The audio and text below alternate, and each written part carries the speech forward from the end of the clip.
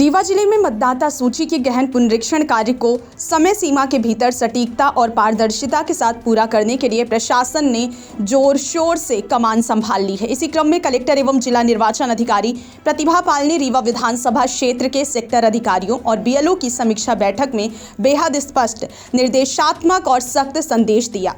Collector ने कहा कि इस पुनरीक्षण अभियान का मुख्य उद्देश्य केवल कागजों में आंकड़े बढ़ाना नहीं, बल्कि जमीनी स्तर पर प्रत्येक योग्य मतदाता की पहचान और सही जानकारी को मतदाता सूची में शामिल करना है। इसलिए बीएलओ घर घर जाकर मतदाताओं का सटीक सत्यापन करे, उनके हस्ताक्षरित प्रपत्र तुरंत प्राप्त करें और निर्धारित समय सीमा के भीतर सभी आवश्यक दस्तावेजों का डिजिटाइजेशन हर हाल में पूरा करें। उन्होंने विशेष रूप से जोर देकर कहा कि मतदाताओं से प्रपत्र वापस लेना इस संपूर्ण अभियान की रीढ़ है। इसलिए जिन घरों से फॉर्म अभी तक प्राप्त नहीं हुए हैं, वहां विशेष प्राथमिकता देकर शीघ्रता से संग्रह सुनिश्चित किया जाए।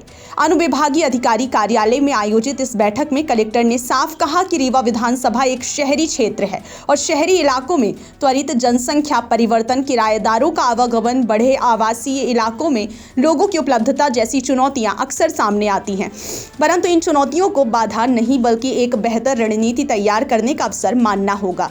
उन्होंने अधिकारियों को निर्देशित किया कि वे घर घर सर्वे के दौरान मतदाता सूची में नाम जोड़ने, हटाने और संशोधन की प्रक्रिया को पूर्ण पारदर्शिता के साथ करने के लिए बीएलओ को उचित मार्गदर्शन उपलब्ध कराएं। साथ ही सेक्टर अधिकारी स्वयं मतदाता केंद्रों पर उपस्थित होकर अपनी जिम्मेदारी का निर्वहन करें। बीएलओ को हर प्रकार का सहयोग दें और जहां प्रगति अपेक्षा से कम है, वहां विशेष निगरानी रखते हुए अभियान को गति प्रदान करें।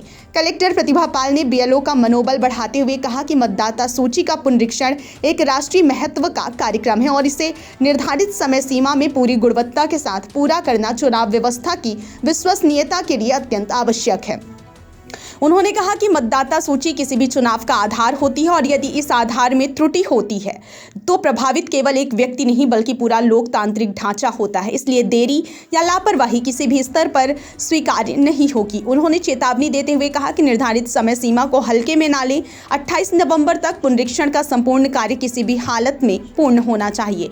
कलेक्टर ने समीक्षा बैठक में डिजिटाइजेशन की प्रक्रिया को अभियान का सबसे निर्णायक हिस्सा बताया।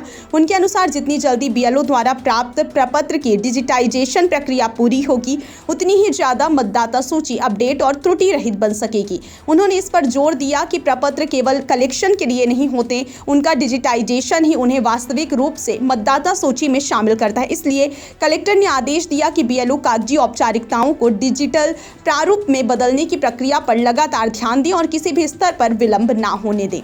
निर्देशों को और भी सख्ती से लागू करने की आवश्यकता बताते हुए कलेक्टर ने कहा कि जहां प्रगति धीमी है, वहां तुरंत अतिरिक्त टीमें तैनात की जाए, सर्वे कार्य का सूक्ष्म निरीक्षण किया जाए और आवश्यक हो तो बीएलओ को फील्ड में अतिरिक्त संसाधन उपलब्ध कराए जाएं।